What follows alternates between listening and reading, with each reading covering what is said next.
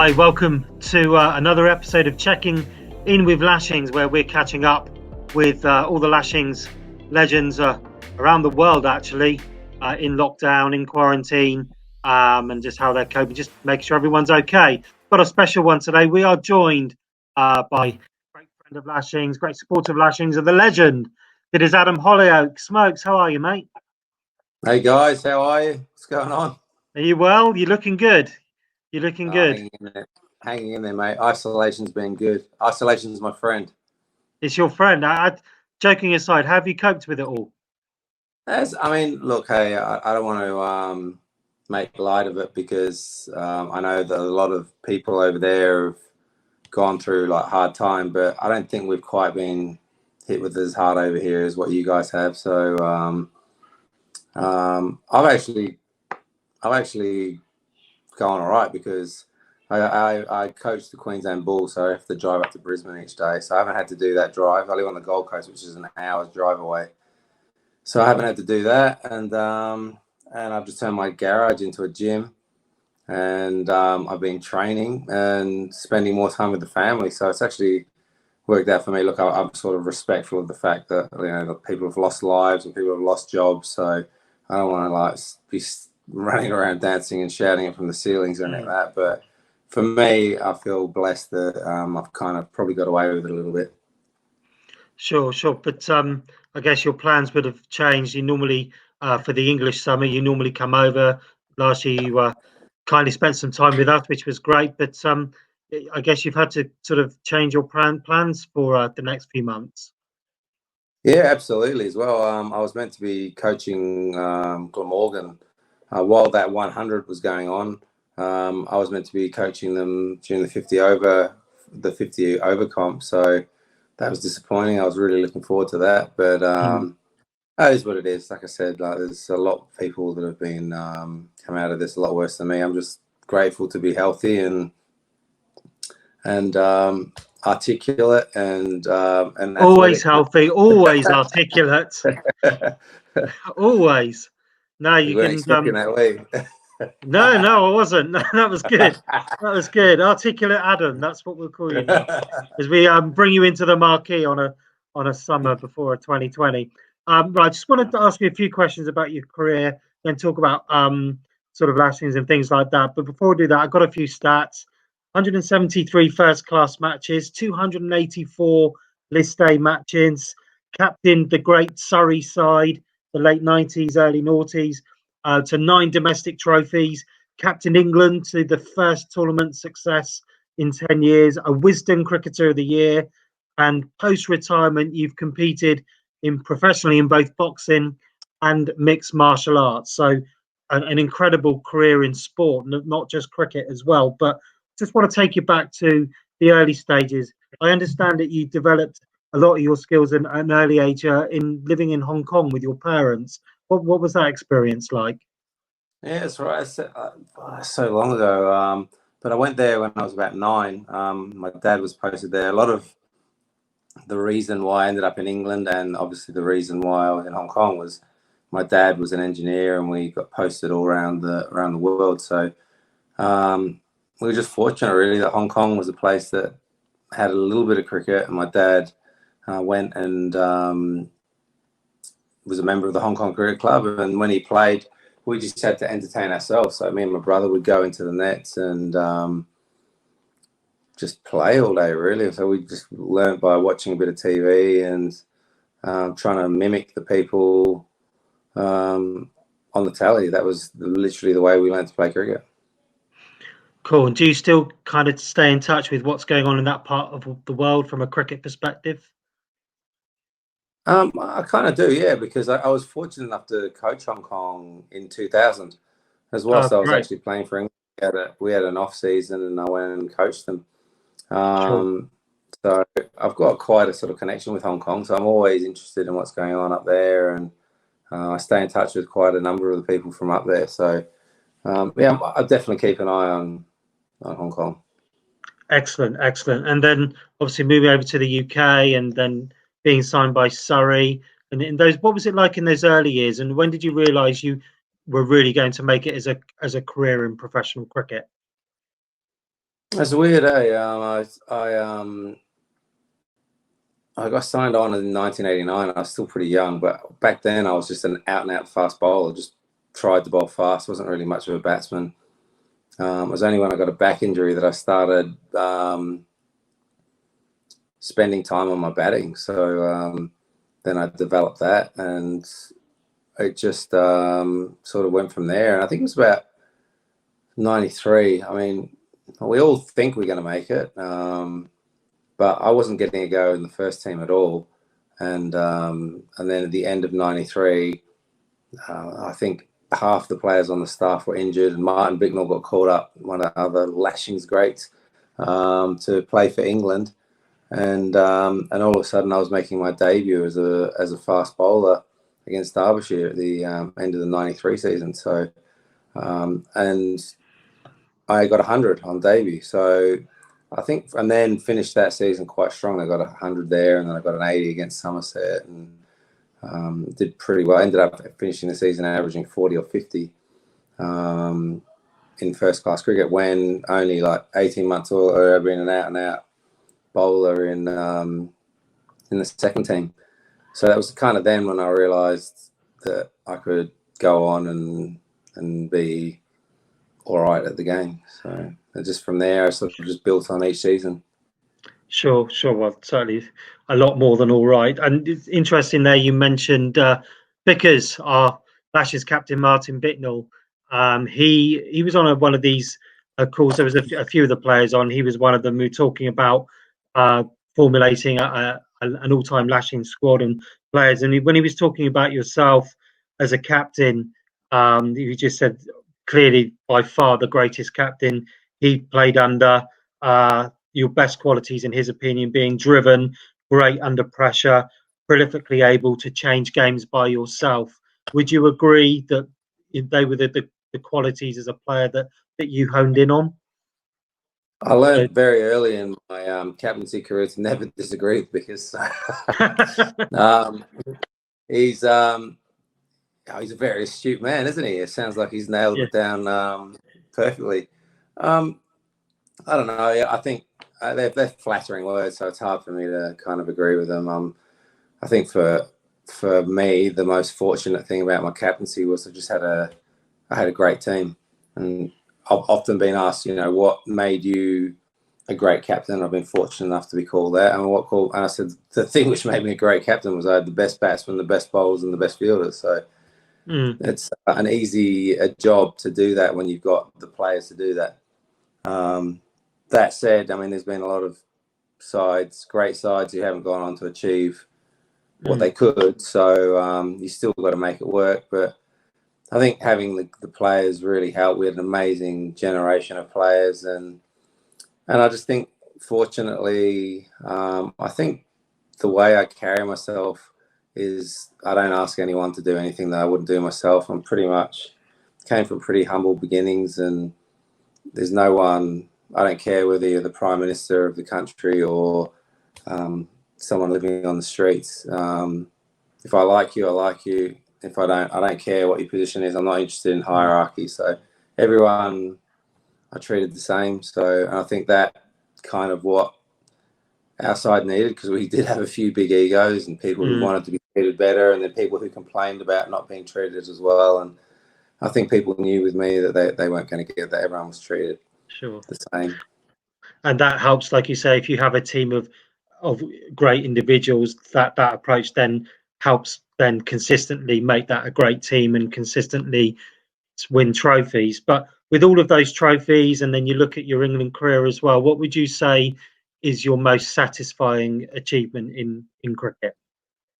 This is an easy one. It's easy but surprising. People always think it would be when we won the Asia Trophy. I've forgotten what it's called. Champions Trophy. Sharjah, was it? Yeah. Yeah, it's Sharjah. I'm not sure what that tournament was called, but there was 4 sides. It was us, West Indies, India, and Pakistan, and we weren't expected to win that. I think everyone thinks that would be my greatest moment, but by far and away, the greatest moment was the '99 championship with Surrey, because I grew up with those guys. They're my mates. I'd known them since I was 12 years old. Mark Butcher was like, I'd known since we were 12, and Ali Brown I'd known since I was 13 or 14. Graham Thorpe I'd known since I was 15. Martin Bicknell I'd known since I was 15.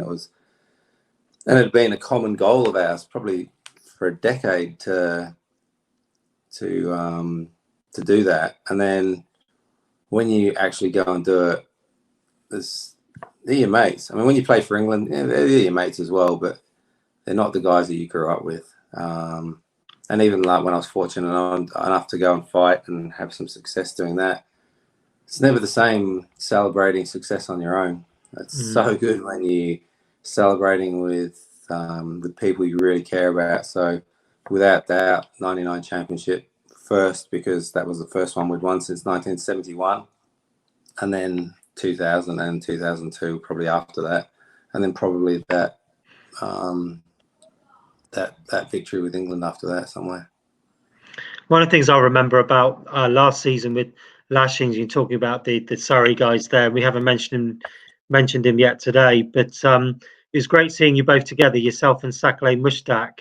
I think we were at Charterhouse School, but the camaraderie and just seeing you two bouncing off each other and you pulling his leg, it was lovely. Really, you could see that a real bond there. Oh, he's a special guy. When he first came to play at Surrey, he could hardly speak English. He was literally straight out of the village. He was obviously bowled this amazing doosra, and he was from that part of the world. I'm part Polynesian kid who's grown up all around the world, ended up at a private school in England. Our worlds are so different. We were travel partners for 10 years. So we spent thousands of hours together just sitting in the car, and really there was no right for us to be friends, but it's amazing how sometimes just spending time with someone, and as long as you're just good people and you respect one another, it's amazing how all those borders and countries and religions and everything gets transcended, and you can just have a connection. And he's just a guy who I've just got so much respect. I love the way he leads his life. Not just as a cricketer, I mean, forget cricket, just the way he is as a human being. So I feel blessed that he came into my life as a person before we even talk about the fact that I bought 5 houses with the prize money that he won us from bowling. There you go. No, that's fantastic. And moving into international cricket, and you became the one-day international captain relatively early in your international career. But of all the international sides you played against, which one would you say was the one you enjoyed to play against the most? Oh, that should be a difficult one, because they're all, without doubt, Australia. Wow, that great Australia side as well. It's interesting. Well, they were a great side, but if you have a look at my career record, it's far better. I played most of my one-day internationals against Australia, probably roughly about half. But my record against Australia is much better than against the rest. I just think I enjoyed the competition that they brought. Sure. And I love competing. It's the one thing that I know that I need to keep for my mental health. I need it in my life. The only time I didn't was as soon as I retired, I wasn't doing anything for 4 or 5 years. I was basically retired, and that's the unhappiest I've ever been. So I know having the opportunity to compete was what made me tick. And then the Australians, they certainly give you that. So they loved reminding me that I was actually Australian and where I was born, and mentioning members of my family back in Australia. So right. I definitely enjoyed those games more than the others. Okay, and just final question on your career, and then we'll talk about the Lashings things. But T20 cricket I understand, was in its infancy just as you were coming towards the end of your career.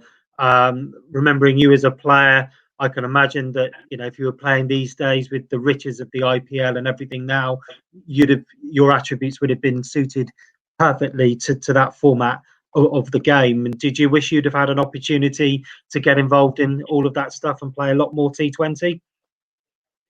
Well, I kind of did have the opportunity because I just retired young. So I can't. I mean, I had that opportunity. I had that chance Yeah, to do it, but for whatever reason at the time, it just didn't suit me. So I played 2 years of it in yeah, England, and I was actually asked to go and play in the IPL in I think 2007 or 8, somewhere around there. 100%. The short, if they had a 5-over competition, that would suit me even more. I was better with the shorter stuff, the longer the game. sure. I started to lose concentration. My concentration is my problem. The shorter the game, I think generally it's more of a physical game, and I was quite a physical player. So, yeah, I think, that would have been good. But hey, I loved the time I played in as well. Like the people that I got to play against, I didn't have the social media problems and other problems that go with Yeah, playing today. So I wouldn't change a thing because I feel rich from all the friendships that I've got. So brilliant. um, I feel blessed to have played in the generation that I did. You mentioned there the end of your career and retiring relatively young, and then being a little bit unhappy just immediately post career. But what led you into actually getting involved in boxing and mixed martial arts at a professional level? Um, I've done boxing since I was 12, so that was always there. I mean, people who didn't know me thought it was just either a publicity stunt or I just learned to do it after finished playing. So what people didn't know is I've done that since the age of 12. So Mm, whereas most guys like Bickers goes and plays golf on his days off, and a yeah. lot of cricketers like to do that. Stars and Heartbeat or something like that. It's just whatever he feels like. So Yeah, yeah, exactly. So a lot of players did that. I mean, I was just a bit unusual, and I used to go and box, mm, um, and then in sort of the early 2000s, I started doing jiu-jitsu, which is like a grappling art. So those things kind of led me to a sort of perfect storm of opportunity when I'd retired from cricket, and I hit some financial problems when the GFC hit in 2008, 2009, and I was training pretty well. And then my best mate and trainer and promoter came to me and said, would you be interested in fighting?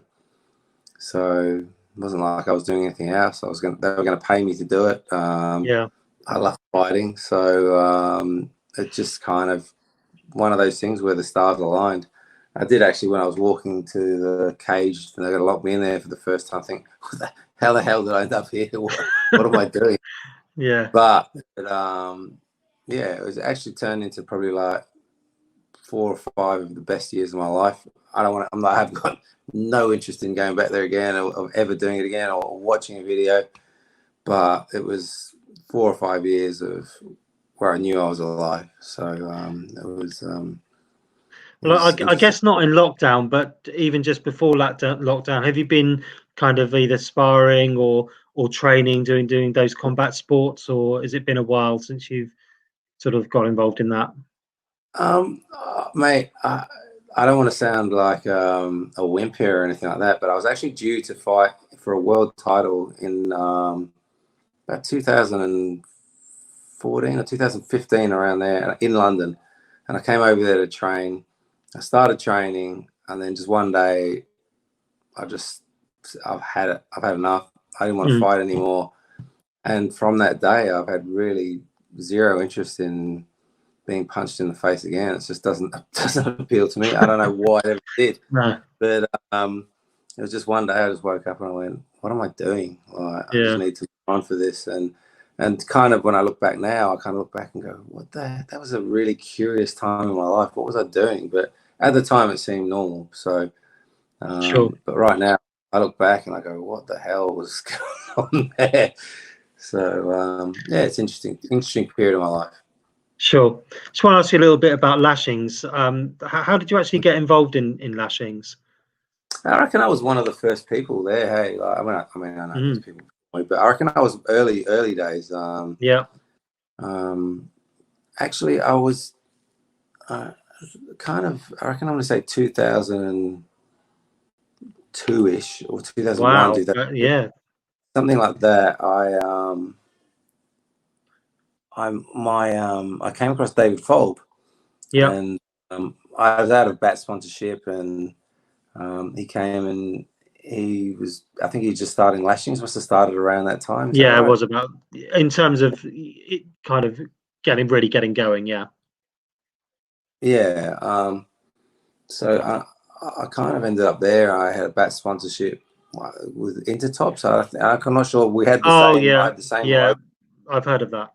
on there, and I was sort of kind of with Folby. I was kind of involved with the whole thing there, and that was how it started off. And then I had a good relationship with David, and then and it's just a great setup. You got all those ex players. I'm fortunate as I've got older. I actually like people now. When I was playing, I was pretty focused, and I wasn't Sure. that worried, bothered, or interested in meeting people. I was just focused on what I wanted to do.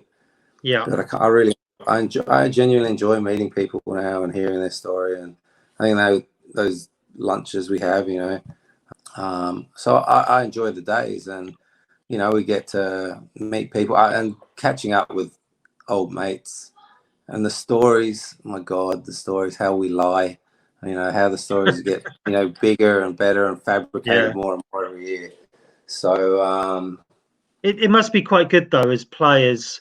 Obviously, the likes of Saki and Martin Bicknell and the Surrey guys, but to actually be in a changing room where actually everybody in there, you've all played up to an international level. It must be great, even if you didn't know some of the guys too well, to actually be in a changing room with all of those guys at that level again. What does that bring? That must be pretty good. oh, it's amazing. It's like, I think the common denominator amongst the whole thing is cricket. And when we start out doing it, we love it. We love the game. And then I think we probably all go through a period of our time where it becomes our job. Yeah. And that's that moment, that time before I was talking about, where you don't really that interested in meeting people. You're caught up in your own success. It's your job, Yeah. and you just get on doing it, and you're in your zone. But I think this is nice because it just enables you to go back to right at the beginning when you first start out, just for the enjoyment of the game.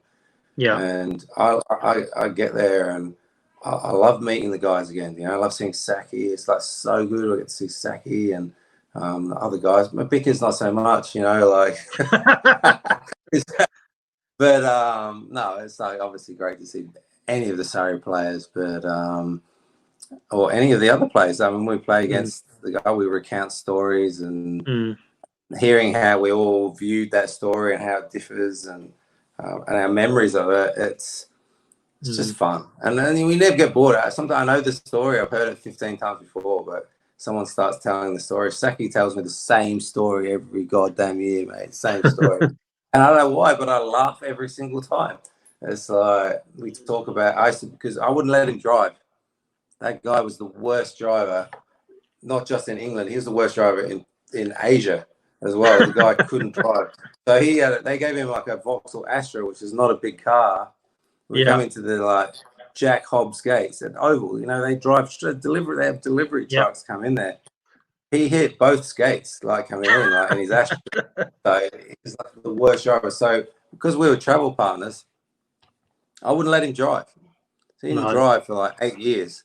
And every year he'd be like, come on, people, let me drive. I'm like, no, mate, you should be driving camels. He's like, you can get in the passenger seat. So he wasn't allowed to drive anywhere. And we were playing a game down against Kent. And Andrew Simons, I was fielding him close. I always field silly point to sack lane. And Andrew Simons whacked one into my leg. And I was laying on the floor just pretending I was hurt. I think I was laying down there, and he came over and he's like, "Are you okay? You okay?" I'm like, "Yeah, no, I'll be right." He goes, "No, I'm not worried about for the cricket. I'm worried about if you get to be right to be able to drive home for me." So then he started referring to me as his chauffeur. So Brilliant.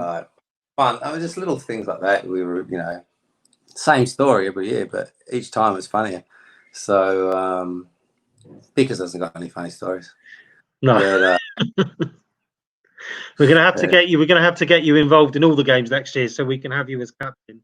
Just to well, I might just ring Vickers and say, oh, I've spoken to Smokes and he's available all season next year. So thanks for everything you've done, and we'll see what his reaction is. But can we, if you do it, can you please do it on a Zoom call? Because I reckon everyone needs to see his face. It'll be like, yeah. No, I'll do it. I'll get all the players. I'll get all the players on a call. Yeah, we'll sort it'll it be out. the best. Brilliant. Yeah. Okay, thanks so much. It's been brilliant. I just got a few really quick fire questions, if that's all right. Yeah, sure. We're calling this Lock In with Lashings. So the questions are: first one, this one is about being in lockdown. Who in the Lashing squad would you least like to spend 12 weeks in isolation with? Vickers is that easy. That's like simple. Like he's only got 5 words in his vocabulary. It's like golf, Guildford. Teletext used to be one of them, but like, it was like they got rid of that. So I don't know, an outswinger. I think that's all he's got in his whole vocabulary. Brilliant. Least articulate man in cricket. Okay, what have you missed the most in lockdown?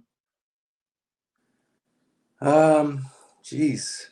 No, nothing. I'm cool. It's like, like I said, I feel rich. It's like I've actually probably spoken to more people in England. A lot of people have said that. Yeah. Then I wouldn't even speak. When was the last time you and me spoke to each other on a video call? I know. We need to do this. Yeah. So it's like, I mean, how lucky are you? Like, what a beautiful thing Corona's been for you, getting to speak to the more articulate Dwayne Johnson. The more articulate, buffed up Adam Holliaoke. It's perfect. Okay, so moving away from lockdown, this is preference-wise. Do you prefer to stay in or go out? Generally, do you prefer to stay in or go out? Oh, I'm going out all the time, every time.